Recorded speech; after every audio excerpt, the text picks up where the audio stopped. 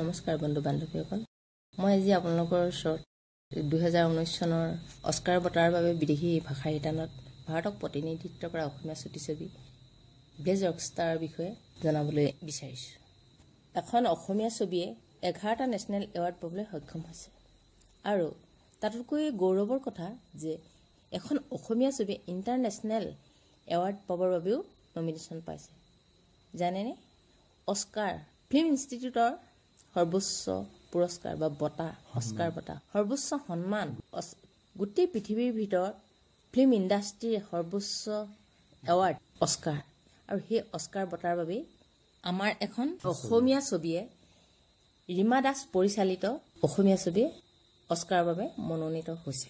ভাবি চাওকচোন আপোনালোকে, যি সময়ত এখন বলিউডৰ ছবিয়ে, হিট ছবিয়েও অস্কাৰৰ বাবে মনোনয়ন পাবৰ কাৰণে কষ্ট বা টান নাপায়েই, আৰু তেনে ক্ষেত্ৰত আমাৰ এখন অসমীয়া ছবিয়ে অস্কাৰৰ বাবে নিৰ্বাচিত হৈছে। এইটো কিমান গৌৰৱৰ কথা।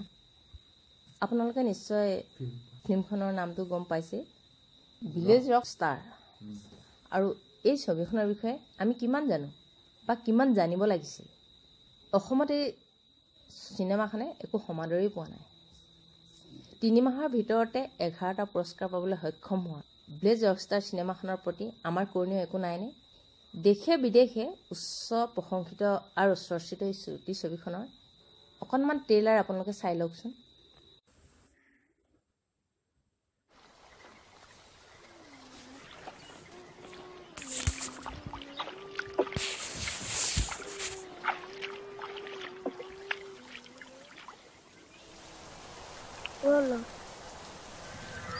মোৰ এখন সঁচা কিতাপ হ'ব। কেনেকৈ?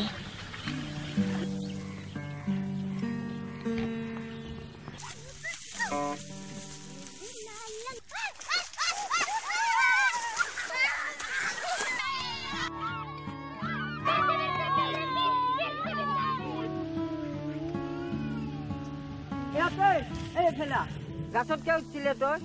হা, আটা চলিকাটা হিটি বেছি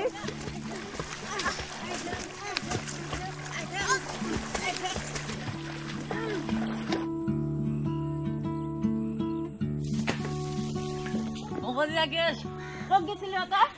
তামোল কেইটা পারবা না?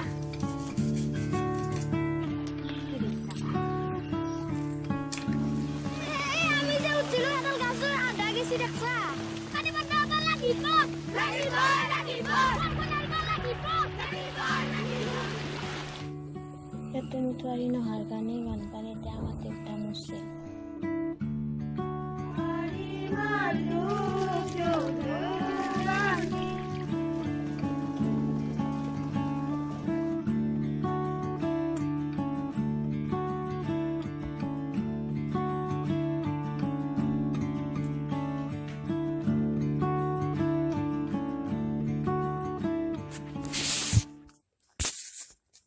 বলিউডৰ পেডমেন, অক্টোবৰ, পদ্মাৱত আদি বলিউডৰ বাঘা বাঘা এক্টৰ এক্ট্ৰেছৰ চিনেমাকো চেৰ পেলাই ৰীমা দাসৰ ছবিয়ে অস্কাৰৰ দৌৰত স্থান পোৱাটো আমাৰ অসমীয়াসকলৰ বাবে গৌৰৱৰ কথা।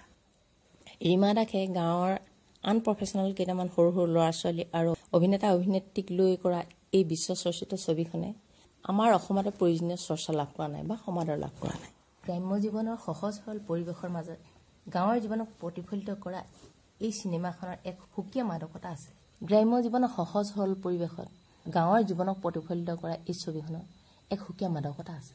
নগৰীয়া জীৱনৰ ব্যস্ততাৰ পৰা বহু দূৰত থাকি গাঁৱৰ পৰিৱেশত ডাঙৰ হোৱা এই ল'ৰা ছোৱালী কেইটাৰ জড়তাবিহীন অভিনয়, সিহঁতৰ অনুভৱৰ স্বতঃস্ফূৰ্ত প্ৰকাশৰ এক মনোগ্ৰাহী দৃশ্যায়ন, গাঁৱৰ বোকা পানী গচকি জীৱনৰ লক্ষ্যত উপনীত হোৱাৰ অদম্য হেঁপাহ, জীৱন বাটৰ ঘাট প্ৰতিঘাতক প্ৰত্যাহ্বানৰ এক সফল দৃশ্যায়ন।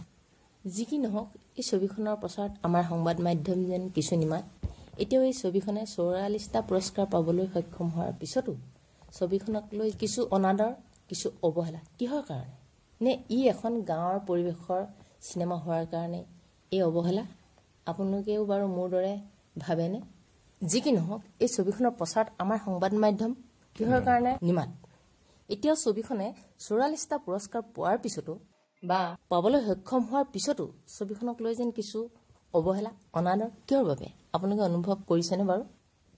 যি ক্ষেত্ৰত এখন হিন্দী চিনেমা ৰিলিজ হোৱাৰ আগতেই প্ৰচাৰ মাধ্যমবোৰে বক্স অফিচত হিট কৰি তোলাত অৰিহণা যোগায়, কিন্তু তেনেদৰে ভিলেজ ৰক ষ্টাৰ ছবিখনকো আমাৰ অসমীয়া সংবাদ মাধ্যমবোৰে যেন স্থান দিব বিচাৰে। কিহৰ কাৰণে? এই ক্ষেত্ৰত আমাৰ সাংস্কৃতিক সঞ্চালকালয় বা চৰকাৰৰ একো কৰণীয় নাইনে? একো কৰিবলগীয়া নাই নেকি? অলপ হেমাহি কৰা যেন লাগিছে। শেহতীয়াকৈ ৰীমা দাসক 50 লাখ টকাৰ সাহায্য দিয়ে নিজৰ দায়িত্ব সামৰিব বিচাৰিছে, কিন্তু তেখেতে অস্কাৰ নমিনেশ্যনৰ কাৰণে যিখিনি কৰিব লাগে সেই কৰিবৰ কাৰণে তেওঁক প্ৰয়োজন হৈছে 3 কোটি টকাৰ। এই 3 কোটি টকাৰ সাহায্য অবিহনে যদি তেওঁ 3 কোটি টকা সাহায্য বা নাপায় তেনেহ'লে অস্কাৰৰ দূৰত তেওঁ থমকি ৰ'ব লাগিব। এই ক্ষেত্ৰত আমাৰ অসমীয়াসকলৰ বা সংবাদ মাধ্যমৰ একো দায়িত্ব নাইনে? চৰকাৰে যে এই সাহায্যৰ নামত অকল 50 লাখ টকা দিয়ে দায়িত্ব সামৰিব বিচাৰিছে, চিকটামি কৰিছে। ইয়াত অকল ৰীমাৰেই লাভ নে? আমাৰ অসমৰ একো লাভ নহ'ব? গোটেই ইণ্টাৰনেশ্যনেল পৰ্যায়ত অসমৰ যিটো নাম হ'ব, এই ছবিখনে যিটো নাম কঢ়িয়াই বৰ্তমানো আনিছে, সেই নামটো অকল ৰীমাই সাৱটি ৰাখিবনে? তেওঁ শ্ব'কেছত ভৰাই থ'ব? এইটোতো সম্পূৰ্ণ আমাৰ অসমবাসীৰ এটা ক্ৰেডিট।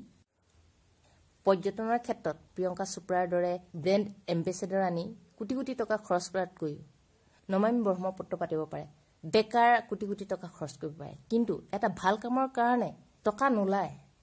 আমাৰ চৰকাৰে কি চিন্তা কৰে? তেখেতলোকে ভাবে আনে কৰক আমি নাম কমাম, সিমানটোৱেই নহয়নে?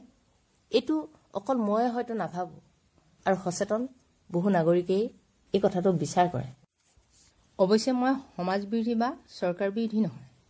যদি কাৰোবাৰ দৃষ্টিত মই কোৱা কথাখিনি ভুল যেন লাগিছে তেনেহ'লে ক্ষমা কৰি দিব।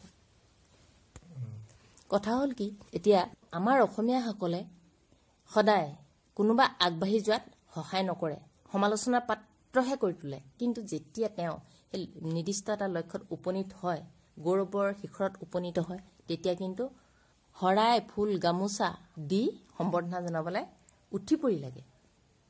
এতিয়া যদি ৰীমাই অস্কাৰ বুটলি আনে, তেতিয়া কিন্তু ৰীমাক বিমান কোঠতে এয়াৰপৰ্টতে ঢোলে ডগৰে গামোচা দি আদৰি আনি লাখ কোটি টকাৰ তেতিয়া সাহায্য দিব, তেতিয়া ওলাই যাব, তেতিয়া চৰকাৰৰ ওলাব, চিকিউৰিটি দিব, কিবা কৰিব, বহুত কিবা কিবি কৰিব। কিন্তু এতিয়া তেওঁক আগবাঢ়ি যাবৰ কাৰণে একো প্ৰয়োজনীয় সাহায্য নিদিয়ে। কি যে হ'ব ভাবিবই নোৱাৰি। এতিয়া আমাৰ সংবাদ মাধ্যম সকলৰো কিছু দায়িত্ব আছে। তেখেতলোকেও যেনেকৈ বৃদ্ধাশ্ৰমৰ বাবে শ্ব' পাতি কোটি টকাৰ অনুদান পোৱাত সহায় কৰিলে, ঠিক তেনেদৰে ৰীমাৰ বাবেও সংবাদ মাধ্যমসমূহে এটা জনমত গঢ়ি তোলক, এটা আৱাজ দিয়ক, যাতে ৰীমাই অস্কাৰ কাৰণে অন্ততঃ তাত প্ৰেজেণ্ট হ'ব পাৰে। তেওঁ অস্কাৰ যে পাবই লাগিব সেইটো আচল কথা নহয়, কিন্তু অস্কাৰৰ বাবে যে নমিনেট হৈছে সেইটোৱে বহুত ডাঙৰ কথা। আজিলৈকে আমাৰ অসমীয়া চিনেমাই কোনো প্ৰমোচন পোৱা নাই বা অস্কাৰৰ বাবে মনোনীত হোৱা নাই, কিন্তু এইখন প্ৰথম অসমীয়া বোলছবি যি অস্কাৰৰ বাবে দৌৰিছে। এই দৌৰত ৰীমাক থমকি ৰ'বলৈ দিব নোৱাৰি। সেইকাৰণে সচেতন ব্যক্তিসকলে এই ক্ষেত্ৰত আগবাঢ়িব লাগিব। আমিও জনমত গঢ়ি তুলিব লাগিব, ৰীমাৰ ছবিয়ে যাতে অসমক ৰিপ্ৰেজেণ্ট কৰিব পাৰে, সেয়াই মই আশা কৰোঁ। আপোনালোকেও নিশ্চয় সেয়াই বিচাৰে। ৰীমাৰ এই বোলছবিয়ে যাতে আমাৰ অসমখনৰ হৈ ইণ্টাৰনেশ্যনেল পৰ্যায়ত অসমখনক ৰিপ্ৰেজেণ্ট কৰিব পাৰে, আৰু হয়তো মোৰ দৰে আপোনালোকেও সেইটোৱেই আশা কৰে। আৰু যদিহে সেইটোৱে সকলোৱে ভাবে তেনেহ'লে আমিও সজাগ হ'ব হ'ল। ৰীমা দাসৰ কাৰণে আমিও এটা জনমত গঢ়ি তুলিব প্ৰয়োজন হ'ল, আৰু সংবাদ মাধ্যমসমূহেও এই বিষয়ত সততে আগভাগ ল'ব লাগিব। আপোনালোকেও এই ক্ষেত্ৰত সঁহাৰি দিয়ক আৰু 10জনক জনাওক। আপোনালোকেও যদি ৰীমাক সহায়ৰ ক্ষেত্ৰত কিবা বেলেগ আইডিয়া আছে তেনেহ'লে কমেণ্ট কৰি জনাব পাৰে। প্ৰিয় শ্ৰোতা বন্ধুসকল, আজিলৈ ইমানেই। আশা কৰোঁ আপোনালোকে এই বিষয়টোৰ ওপৰত অকণমান ভাবি চাই আপোনালোকে যদি অসমৰ গৌৰৱৰ কথা চিৰিয়াছলি লৈছে তেনেহ'লে এই ভিডিঅ'টো শ্বেয়াৰ কৰক, যাতে আপোনালোকৰ দৰে আৰু 10জন সজাগ হৈ উঠে। লগতে আপোনালোকে এই চেনেলটো ছাবস্ক্ৰাইব কৰিব নাপাহৰিব, কাৰণ আপোনালোকৰ বাবে পুনৰ বিউটি টিপছ লৈ সোনকালে আপোনালোকৰ ওচৰলৈ আহি আছোঁ। ধন্যবাদ।